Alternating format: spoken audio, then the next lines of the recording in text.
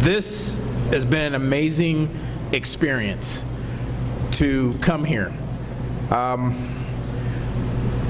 on the outside. I've been doing this for 40 years. And I've visited prisons. And first and foremost, I got so much respect for its staff. I've seen the transition of law enforcement and staff of facilities. You guys are awesome. And I mean by that is I see the way that you treat people. And that's always the bottom line, is how do you treat people? And when the gentleman said, "You call me by my name, not a number," that was powerful. Kate knows this was tough for me to even come here. I've been shot at, I've been stabbed, fights, everything else, from my head to my toes, pretty much. Something's been broken or hurt or whatever from doing this job. And I see this veteran gentleman here and the things that they go through, and they're that quiet soldier. You keep it all inside. A first responder is pretty much the same thing. We're not expected to cry, to be upset. We'll go to a call, and then right after that, you got another call. And so you don't have time to cry, to think about it. It's go to the next situation to help out. You cannot imagine how much baggage builds up over time. And you have to find releases. I got my best friend and my youngest son here. He knows more about me and everything else than anybody else. I don't share. And that was my mask. And I laugh over here, the gentleman here. When I was a young officer in the field, my nickname was Batman for the field. And I hear this here, I go, wow, I got a partner over here now. But I was trying to figure out how to deal with stuff myself, and I saw my fire personnel and police, and we just had a police officer shooting about a year ago. The officer is still having issues. I've dealt with the family, and it's one of those things no one talks about. Situation's over with, everyone just leaves. I've seen victims, I've seen suspects, I've seen people, and everyone goes through the process, but no one wants to talk about how do we get back to some normalcy? How do we help everybody? Because people understand everyone's a victim in that situation. Everyone has scars from that situation, but no one knows how to deal with it. And someone brought up about a dog, and I got to be honest with you, I have a cat. I'm a cat person. And I can be impatient. I don't even ask my son this, but I can be stubborn, impatient, just very much driven. I'm glad that you guys did that little psychological profile on me. And then you said you did one on the dog, and that's how we matched. I wasn't happy about that, but you were correct. Okay. But we heard about this, and at first, I'll be honest, I was saying, this is not, this is not something that I think that we should do. And then they brought rescue dogs by, and we kept talking. We've been in this process for maybe 2 years thinking about this. And a year ago or so, they even tried to bring a dog up to our facility. And everyone said, that'd be great, but no one wanted to take care of it. Then a group out of Santa Barbara told me about this program. And I just made a call and see how it went. And I was figuring out, in actuality, it was more about me than anything else. Stuff I hadn't unpacked in 40 years. And this group here understood that and kept me on a short leash to bring me along to find something to help. And in that system, we've been able to help other officers and fire department. But when I came here today, I really did not know what to expect.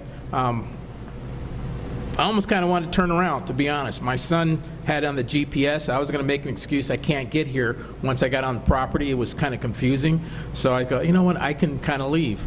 And he, no, let's get there. And then I walked in, and I got to be honest with you, I've taught in prisons. The spookiest thing for me was that gate sound that closes behind me. That freaks me out. It's, I'm very much a control freak, and hearing that close, that was like, I don't have a say-so no more, and it was scary. But we walked through, and I saw everyone here in the yard playing with the pets, talking and walking, and every single gentleman greeted me. Hey, how you doing? And my name is so-and-so, my name is so-and-so. And I'm going, geez, did I go the wrong place? Or what? And I was just impressed by, I'll say it this way, the professionalism, the warmth, the knowledge. You guys are amazing. And, it's one of those things, I hope people are telling you that. You guys are absolutely amazing. And I work for FEMA also. And I travel the country. I've been to 48 states, Guam, and Japan teaching. And to see you, gentlemen, and what you do, you guys are my heroes. I am impressed by what you do.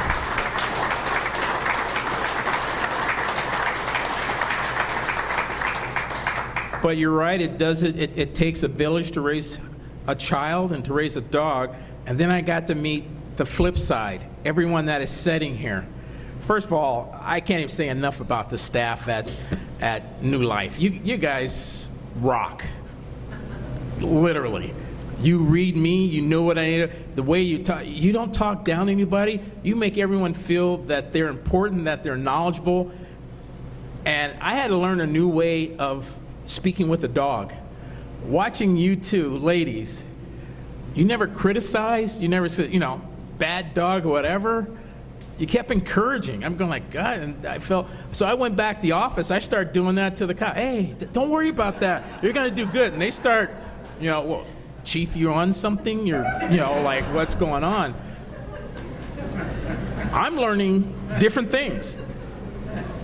And sir, starting this program, please, I wish I had that thought process. And then I got to meet just excellent people who, people tend to forget the people who step up. A lot of people talk, but you guys do the walk. You guys put yourself to make this program happen. One thing I know is I'm a spiritual person. The Lord puts us in the right place at the right time to do the right thing. We might not like it while we're here. We're going like, why did I get here? Come on, really? Why can't you help me out? But when you look at the whole thing, you're in the right place at the right time to do the right thing. And the gentleman that has little Debbie back there, I met him. Dude, I'm impressed. Lord put us together.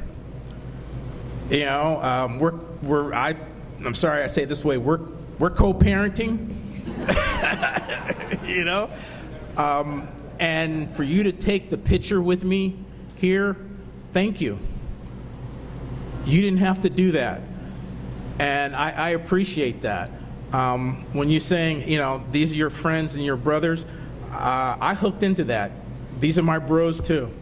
And I just wish you all the best. Thank you for this program. Debbie and I are learning each other. Is that the best way to say it? I guess. I put a harness on her. She knows. She comes with me. I have her 24/7. She comes to work with me. She stays in my office. We go on patrol, which she loves. We've got the window down in the cars, and she knows I give her 15 minutes at the park, and we play, and she just goes nuts. And then I go, okay, it's time to go. We get back, we go patrol, we go to different offices. Everyone loves her. But the thing that's funny is when I get in, I go to the locker room and I get dressed. She comes in the locker room, goes right up underneath my locker, and lays there while I get dressed, because then I put her harness on. She knows I'm at work. She lets me get dressed. And we had a long night, city council. I took her to city council and introduced her. She's going to be the dog for the city, technically. She has the run of the entire city. The council loved her. And we started at 5 o'clock in the morning that we got up. We didn't finish until 10 p.m. that night. She slept underneath the desk at the council while I was doing presentations. And I was tired and so forth. And so I go back in the locker room. I'm taking my stuff off. She nudges me. And it's funny how you guys talk about, please don't think I'm losing things. I swear to God, she's talking to me like, get mine off too. I looked at her eyes, so I took hers off. And you could see she's like, and she just laid down, let me get undressed. And I go, okay, it's time to go home. I didn't even have to put the leash. She was ready to go. We go. She just walks to the car, open the back. She hops up, and we talk on the way home. I know that's kind of interesting. But she lets me just, decompress. And I'm talking about, God, that was a dumb call I had to go to. And a couple times I kind of looked at her when I stopped and I went to the back. I'm thinking she's looking at me going like, dude, you got issues. But she listens. So I'm thinking, hey, it's great. So this has helped me to understand, to be a more compassionate person. I'm more patient. I'm more understanding. I'm getting there, son. I know I'll be more patient.